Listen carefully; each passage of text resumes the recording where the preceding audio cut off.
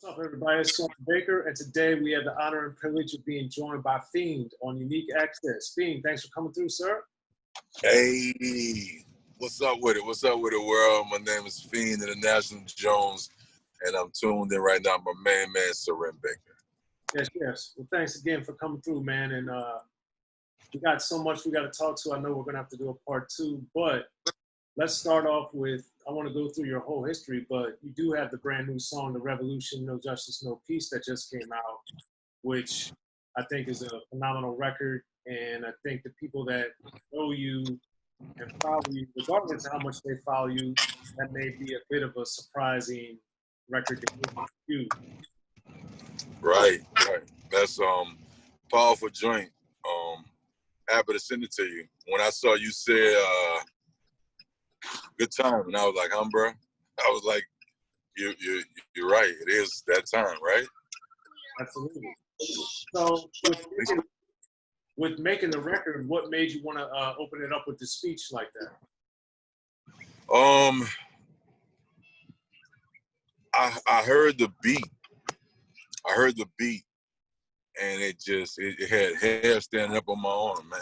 I was like, time to pick up a gun. Revolution has come.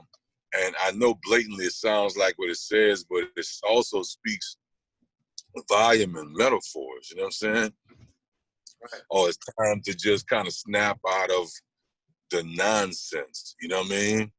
And the record, I recorded the joint, and a lot of the Ferguson thing was happening at the time, and the Eric Garner thing had happened.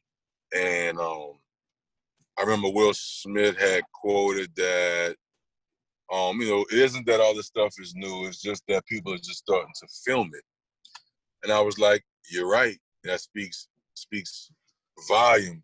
So I ended up going in and recording the joint and wanted to come at the song from a perspective of somebody that still loves hip hop, somebody that if I didn't hear hip hop before, this is my first time hearing it.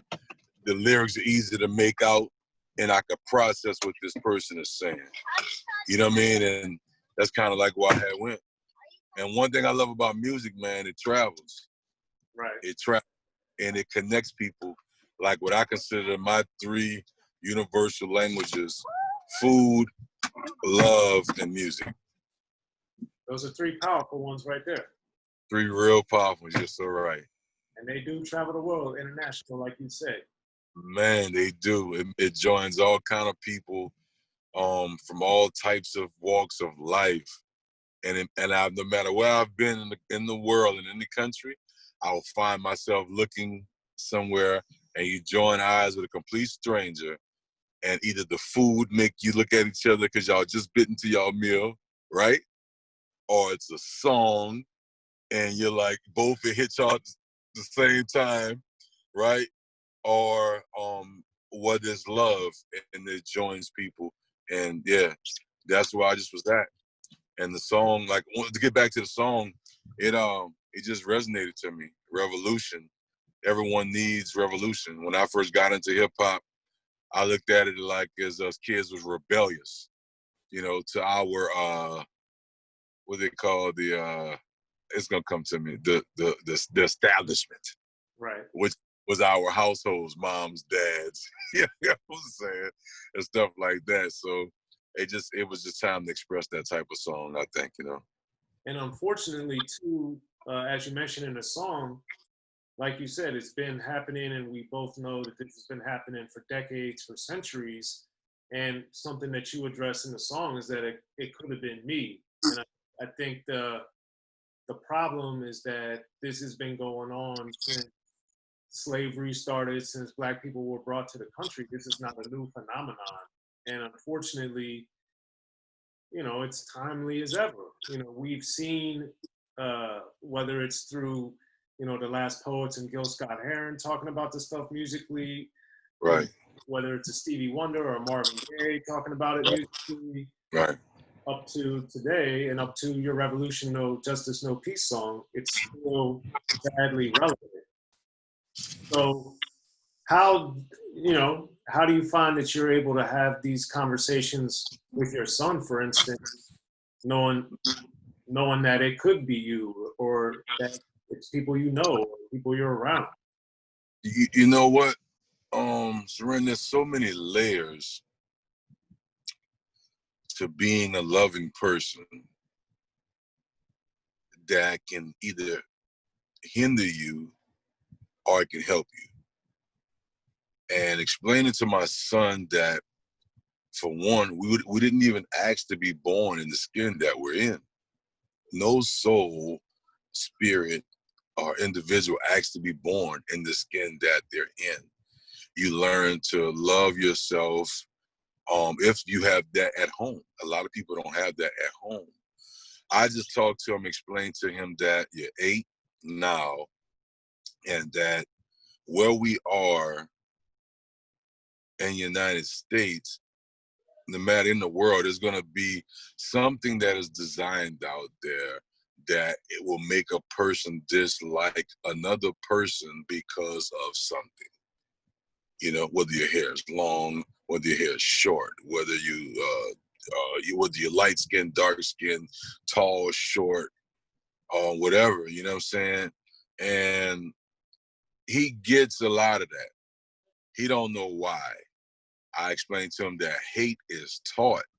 You know what I'm saying? You could just like some things, but to genuinely hate something, to be raised off of hate, is a whole nother type of energy that you could put to all kinds of use and build that fuel to good things.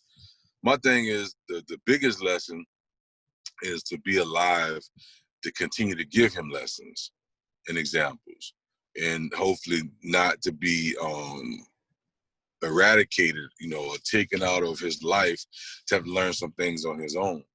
You know, there's too many layers, you know, like, you know, they had people here way in the United States way before the thought of someone being brought over on ships or whatever the case may be. And it's just too many layers, man. It's too many layers. It should be, the human race should be the race we are concerned with, but it's 2020. Everyone has access to the internet. It's too much. It's too much. And if you're used to doing something because you're blue, right?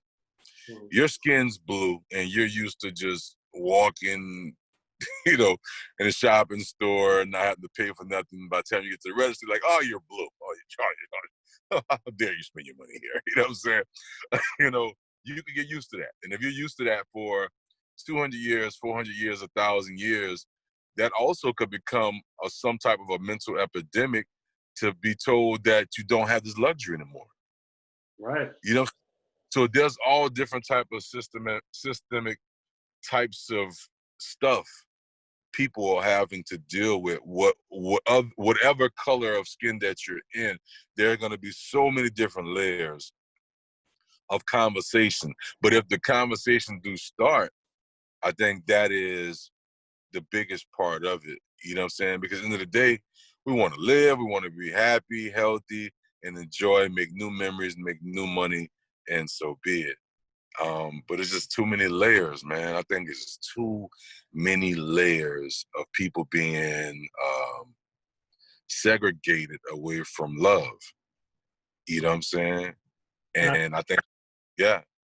And I think it's powerful you're saying that, because one of the other things, you know, I got a 10-year-old daughter too, and her mom is Black. So I have to, like, it's hard for me.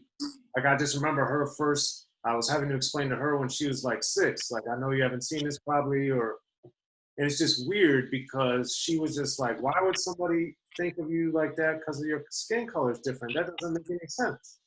And I'm like, how's my daughter 6 and already understand that? And yet this has been going on since the beginning of time. Right. But in the Revolution song, the thing that I also thought was great was the education is key, because, you know, we have obviously systematic problems with our educational system, but the bottom line is being aware, being intelligent, knowledge of self, all these different things are so important. So in the midst of the song, in the content, why was it important for you to put in there that education is key? I think education is key is because to be in the skin, let's just say just from one perspective, to be in the skin that I'm in, to be a large male, it could be overbearing. It could be threatening. You know, it could be threatening to some. So dialect, you know, conversation, to being able to converse correctly may sometimes be able to diffuse some things. You know, most people encounter of a large black male is they may think ignorance and that they want to be violent. You know, I know that sounds kind of Stone Age-ish, but it's still kind of like of a small reality somewhere. So I feel education, in other words, we can have an educated conversation. We can have an intelligent conversation and disagree about some things. And that should be how most dialogue should happen. I think education is key. If you knew who you were and you knew your value, you wouldn't put the validation in someone else's hands. And that takes a lot of time of enjoying life. You know what I'm saying? It's like, you know, wanting to be in a relationship. Okay, it's like wanting to be in a relationship with America, and you're like, you know, like, hey, look, I washed the car, and if America was a girl, she was like, oh yeah, cool, all right, whatever, you know.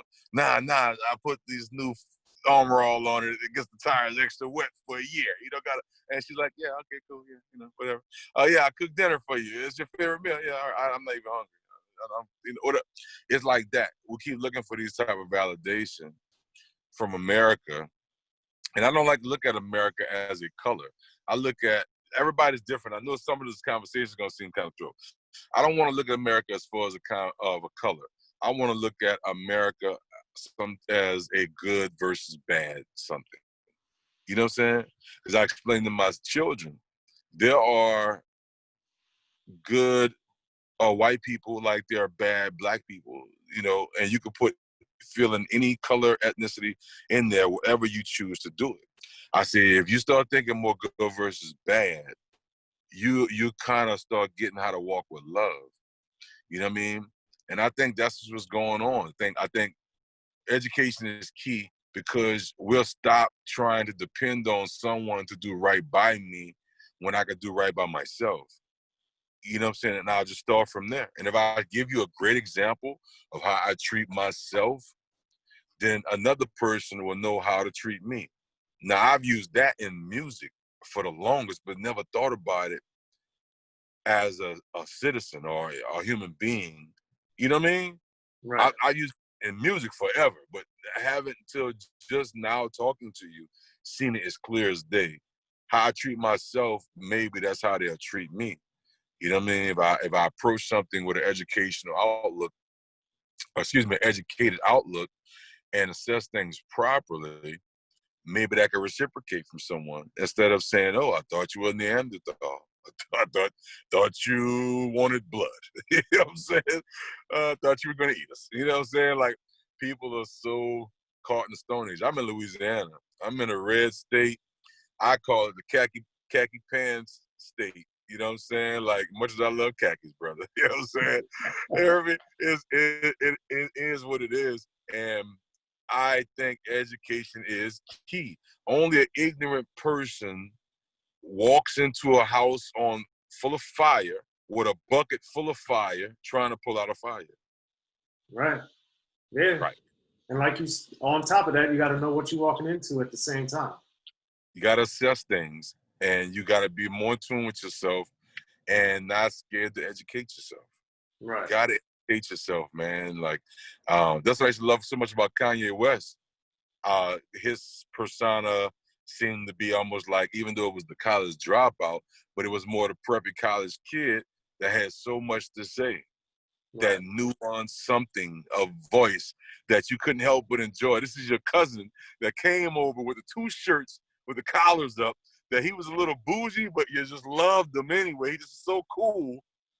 And when he spoke from a non-smothered by Jim Crow law type of, you know what I'm saying? And I love that. I love that new fresh air of perspective, of encouragement to make it in America. I love that. You know what I'm saying? Education is key, man. I think kids gonna have to educate themselves because a lot of things are not gonna be available to them, and they're not gonna learn as so far as hands-on experience. Right.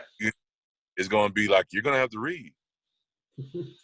Yeah, man. Well, like Malcolm X said, if you want to hide something, put it in a book. So that's the key, man. You gotta expand your sources of information, and it's not always going to be where you think. You know. It's not always gonna be blatantly right in your face. You have to research and do some searching, you know. In the beginning, hip-hop was ruled by the East Coast. Then the West Coast rose to prominence thanks to gangster rap. Hip-hop changed the world. Gangster rap changed the narrative. I'm representing for the gangsters all across the world. And then changed the world again. Cause I'll come and take your life away. The history of gangster rap features unheard stories, unseen photos and documents, all with exclusive interviews from the founders and players who shaped gangster rap. I think a real gangster rapper has to scare you a little bit.